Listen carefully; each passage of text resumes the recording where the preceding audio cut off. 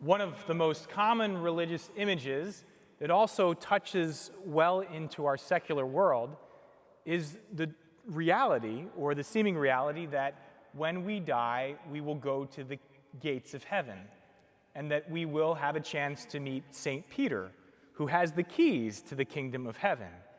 And he will, after some judgment, the judgment seat of the Lord, let us in if our names are on that list.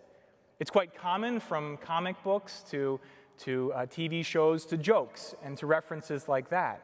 But it all stems back to this scene in which Peter is given by Jesus, because of his faith and because flesh and blood has revealed this to him, the keys of the kingdom of heaven. I want to step back for a second, 2 weeks prior to where we are today, and say, Jesus, did you really know what you are doing? It was just 2 weeks ago that we heard the story of Peter, who you called the one who was the doubter, who you said, "Oh, you of little faith." And here you are, even though he is saying you are the Christ, the Son of the living God, you are giving him away the keys to the kingdom of heaven.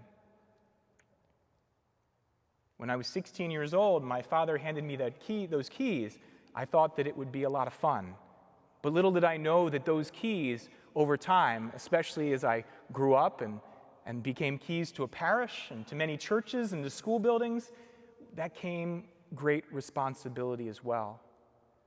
The Lord entrusts to us, entrusts to Peter, to our Holy Father, to our bishops, to the magisterium, the great deposit of faith, and an authority with that to teach and proclaim God as Lord, to teach and proclaim the truth of faith and of morals, and for the promise of the Holy Spirit always to be with our teachers.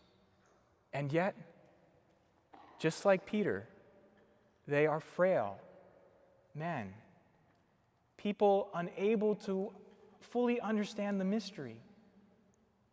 And we might say, "Whoa, Jesus, how did you choose that person?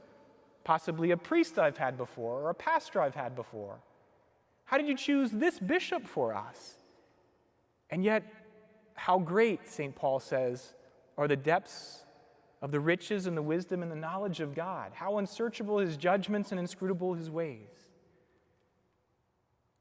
St. Peter shows us how, when we place our trust in God, he will take us for sometimes a wild ride. And he will place burdens on us, or authority on us as parents and as teachers and as leaders in our community, that we don't always know how to shoulder or always know how to carry. The grace of God strengthens us, though, to fulfill these tasks. And the Lord does know. When we say, "Whoa, Jesus, who am I to take on this task?" Peter, a man of great frailty, a man who would betray the Lord, just like the many times that we've forgotten who we are. We've forgotten our identity of who we are in him. These keys are given to all of us as Christians as we receive the grace of our baptism, as we receive the call to lead with that same authority. We might not always feel up to the call, but Jesus is the one that gives the keys. Jesus is the one that gives the responsibility.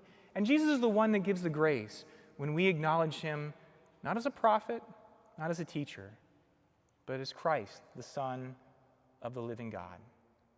This doesn't come to us by human hands. It comes to us revealed by God. And let us ask the Lord to strengthen us to accept whatever responsibility he might give us, whatever authority he might give us, and to pray as well for those who are in authority to make sure that we never err in the truth, that we never err in faith and morals, and we allow Christ to be who he truly is, the Son of the living God.